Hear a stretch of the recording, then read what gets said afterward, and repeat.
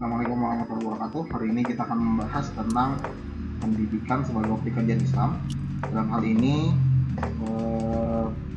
Bapak akan menyampaikan sedikit materi, nanti kita diskusi ya. Pendidikan sebagai objek kajian Islam. Baik. Nah, kita membahas tentang pendidikan secara umum. Mungkin di sini kalau mendengar pendidikan pasti banyak yang dibayangkan. Contoh seperti gambar tersebut. Kalau pendidikan pasti tergambar kelas, mungkin ada perpustakaan, ada lapangan sepak bola, ada buku, ada guru dan lain-lainnya. Tapi di sini Bapak akan menjelaskan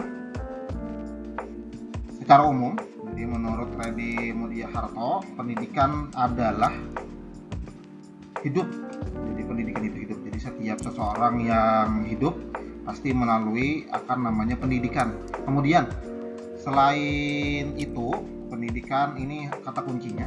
Pendidikan itu adalah usaha sadar untuk mendidik atau terdidik, begitu juga menjadi peserta didik. Maksudnya adalah setiap yang bersinggungan dengan pendidikan, baik belajar, jadi murid, jadi guru, itu pasti sadar. Jadi perlu adanya usaha sadar. Nah, itu secara umum ya maksudnya. Tidak mungkin ada seorang guru atau murid yang datang ke sekolah dengan sambil menghayal tidak jelas, pasti sadar. Nah, itu namanya pendidikan.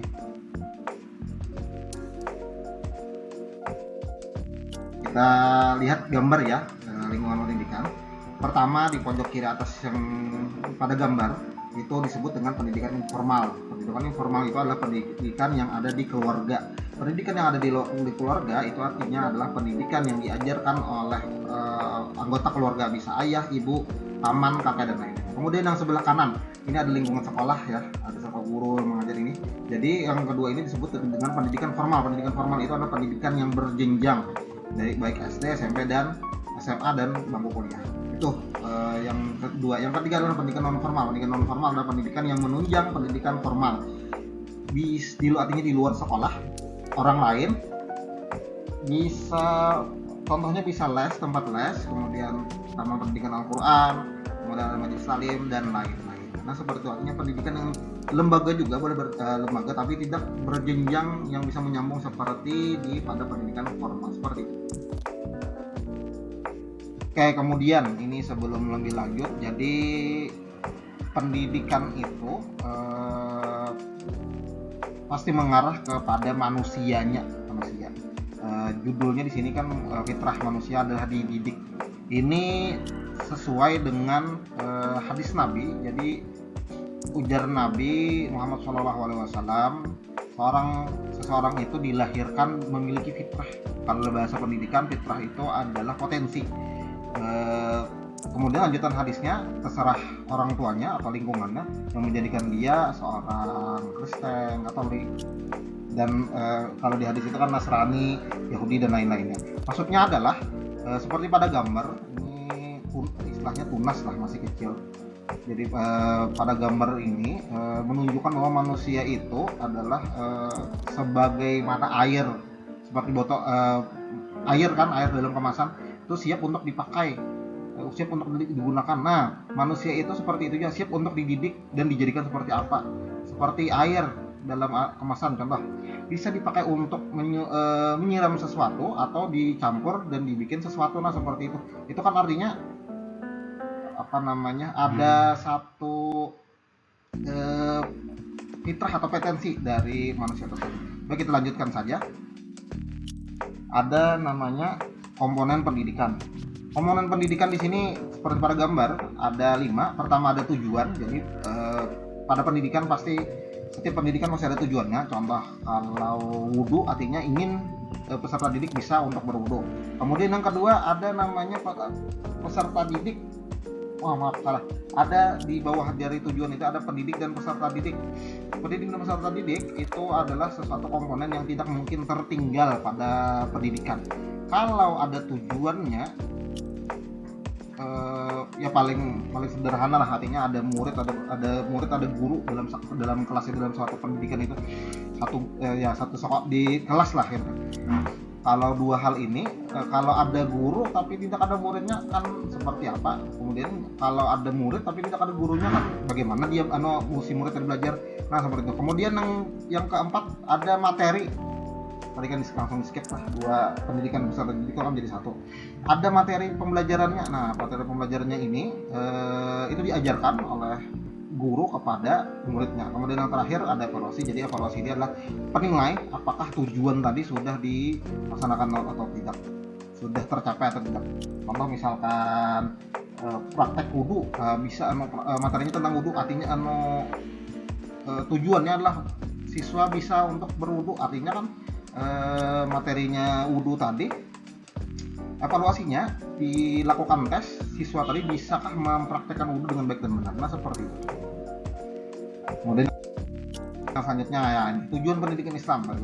Jadi ada dua secara garis besar untuk berbahagia di dunia dan di akhirat. Kemudian akhlak yang baik. Kita ke akhlak yang baik ini dulu ya. Untuk akhlak yang baik ini itu sesuai dengan hadis Nabi, bu itu liutamima makarimul akhlak. Liutamima makarimul akhlak, artinya Nabi itu diutus ke dunia untuk mengajarkan akan akhlak yang baik, budi pekerti yang baik. Ini salah satu dari tujuan pendidikan. Artinya akhlak yang baik itu salah satunya. Kemudian yang tidak kalah penting adalah yang di sini adalah pendidikan bahagia di dunia dan akhirat. Apabila sudah kita belajar akan ilmu hal-hal yang di dunia dan di akhirat, maka kita, contoh nih belajar tentang ilmu teknik mesin supaya bisa memperbaiki mesin sepeda motor. Jadi seandainya ada orang yang mau bekerja mencari nafkah, kan sesuatu yang mulia tuh. Kita bisa memperbaiki motor tersebut, kita kan artinya menjadi satu ladang pahala lah mungkin apabila membantu. Tapi walaupun tidak membantu artinya diupah, termasuk ladang pahala juga apabila orang tersebut memang memerlukan kita. Nah seperti itu. Oke lanjut. Di sini ada gambar tentang judulnya, di sini ada berita degradasi moral Gen Alpha di era digital. Mungkin kalian yang melihat judul tagline ini, bagaimana Gen Alpha saat ini, mungkin bisa tergambar bagaimana moral Gen Alpha. Mungkin di atasnya lagi bisa Gen Z di era digital saat ini, mungkin bisa tergambar. Nah selanjutnya coba ada pertanyaan, apa yang kalian lihat? Artinya apa yang pernah kalian rasakan terkait masalah moral dan akhlak Gen Z, Gen Alpha atau Gen Z tadi di era digital? Mungkin bisa diutarakan nanti ya. Lanjut dulu. Nah ini kita bikin dua masalah dari hasil tadi. Jadi ada dua konsep. Pertama, bagaimana konsep pendidikan Islam menjawab tantangan era digital. Itu yang pertama. Yang kedua adalah bagaimana menyikapi penggunaan media sosial dan lainnya di era sekarang ini. Itu dua masalah besar dari hasil pengamatan tadi. Mungkin dapat kita simpulkan ada dua masalah. Next selanjutnya, Bapak ada tugas. Jadi tugasnya itu pertama kita bagi kelompok ya.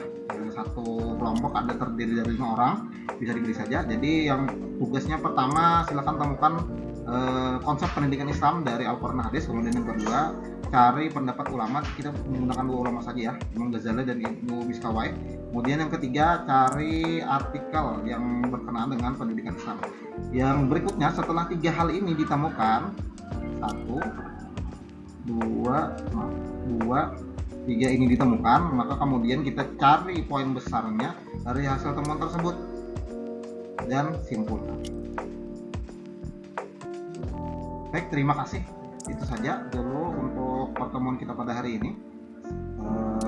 Untuk selanjutnya bisa dikerjakan tugasnya, kemudian dibuat satu artikel ya. Nanti Bapak kirimkan formatnya.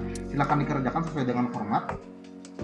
Dituangkan hasil temuannya dari Al-Quran, Hadis, kemudian pendapat Imam Ghazali dan Imam dan Ibnu Miskawai tadi, kemudian artikel yang kalian temukan silakan dikombinasikan, dibuat simpulan besar, kemudian simpulkan.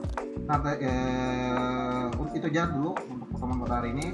Wabillahi taufiq wal hidayah. Assalamualaikum warahmatullahi wabarakatuh.